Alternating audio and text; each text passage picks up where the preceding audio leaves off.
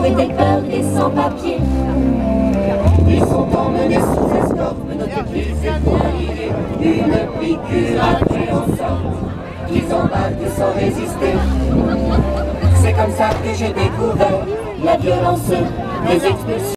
Oh putain.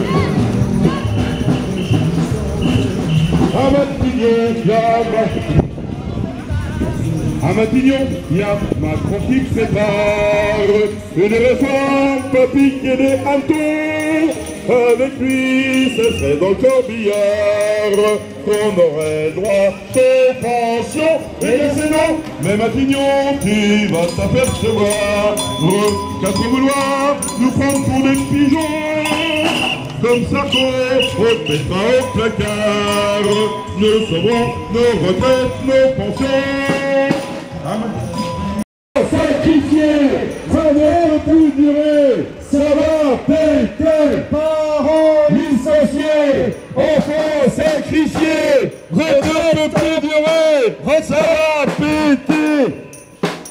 Oublie les retraites, les enfants.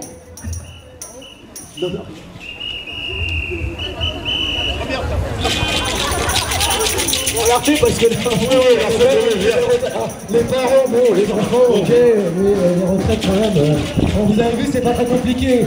Parents licenciés, enfants sacrifiés, retraite percutée, ça ne peut plus durer, ça va péter. Parents licenciés, enfants sacrifiés. Pour me faire le salaire et le chopin.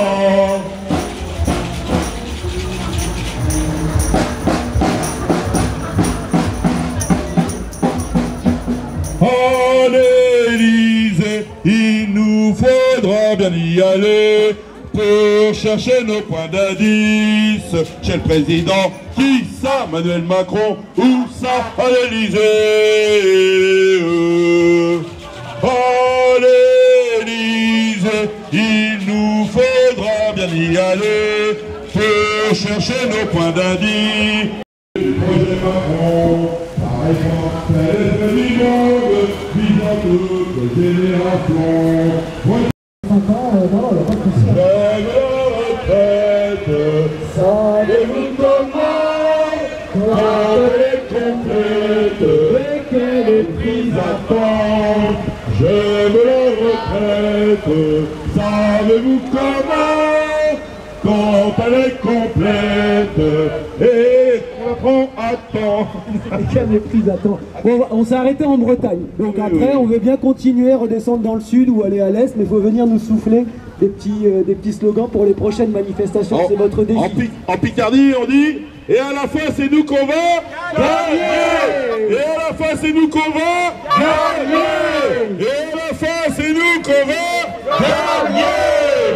On va s'arrêter sous les projecteurs parce qu'il y a quelques prises de parole là. On se quitte. De Compiègne, Lille à Clermont, plus les blocages à Chevrières et ailleurs, on était près de 20 000. À Amiens, 20 000 personnes ont bloqué la zone industrielle pour descendre ensuite jusqu'à le centre-ville d'Amiens. 5 000 à Saint-Quentin, avec plein de jeunes. Le mouvement est en train de prendre une tournure massive. C'est la déferlante, comme l'ont dit les camarades de la CGT. Alors je ne vais pas être longue parce qu'il y a d'autres camarades qui voudront peut-être prendre la position. Mais de toute façon, on ne lâchera pas. Il n'est pas question de laisser passer cette réforme qui nous vole 2 ans de notre vie. Il faut savoir que hier soir et ce matin, à la raffinerie de Fos-sur-Mer, les salariés, avec des secteurs qui étaient là, ont repoussé les CRS. Et aujourd'hui, il y a un climat de toute façon qui fait que ça ne faiblira pas. Alors mardi 28, vous savez tous qu'on est en grève. L'intersyndicale a appelé à la grève mardi 28. Et le rendez-vous à Montaterre, c'est à 10h, parking Ambroise-Croizat. Voilà, je vous remercie. Originaire de Creil, est retraité et donnait un coup de main à l'UL de Roissy. Moi hier j'ai participé à la manif à Paris. Bon, tout le monde est au courant de ce qui s'est passé hier. On a vraiment vécu des manifestations exemplaires. On n'a pas vu ça depuis 30, peut-être la réforme Juppé. Et encore la réforme Juppé, c'était sur 3 semaines.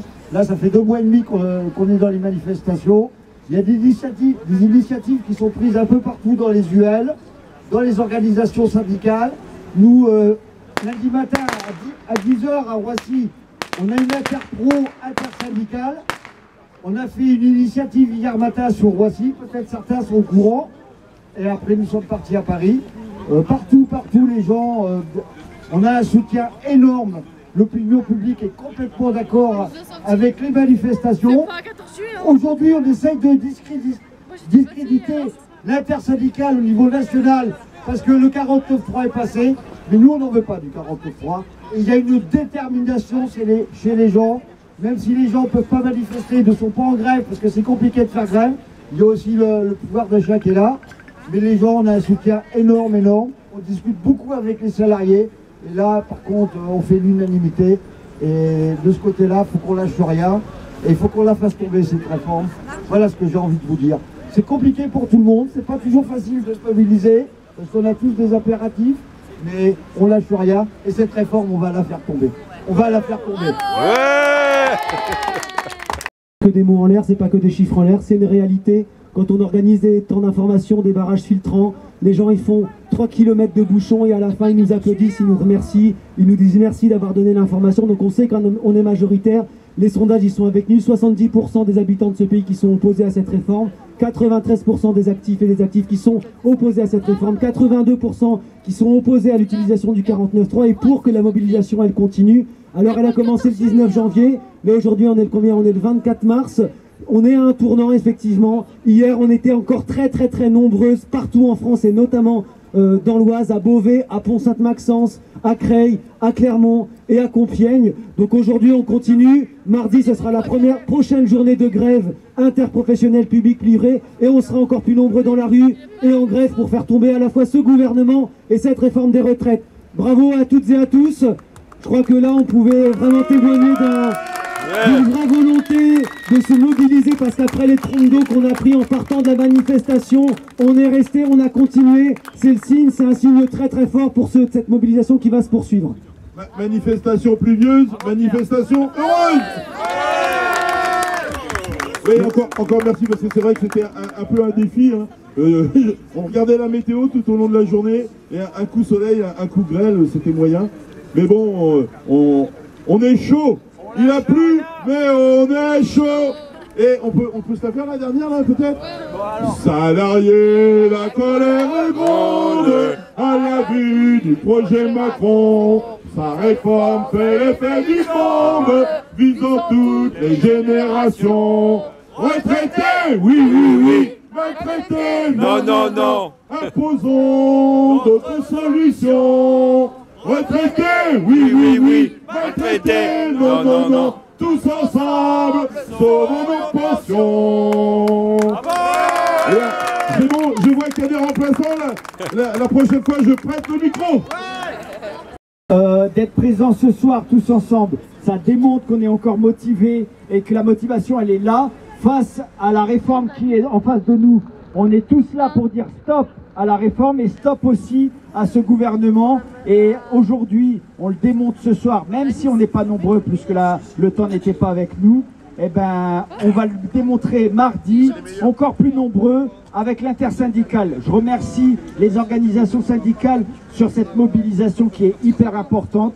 Je remercie aussi les personnes qui participent dans les manifestations, les salariés, les personnes qui viennent avec leurs enfants, les familles et aussi les élus qui se mobilisent puisqu'on a eu les élus du bassin creillois qui se sont mobilisés depuis le début pour dire stop à la réforme de Macron et surtout stop à cette politique libérale qui casse notre système et surtout le système français, le système social. Et donc là, il faut lui dire stop et on est motivé et on ira jusqu'au bout, on lâche rien.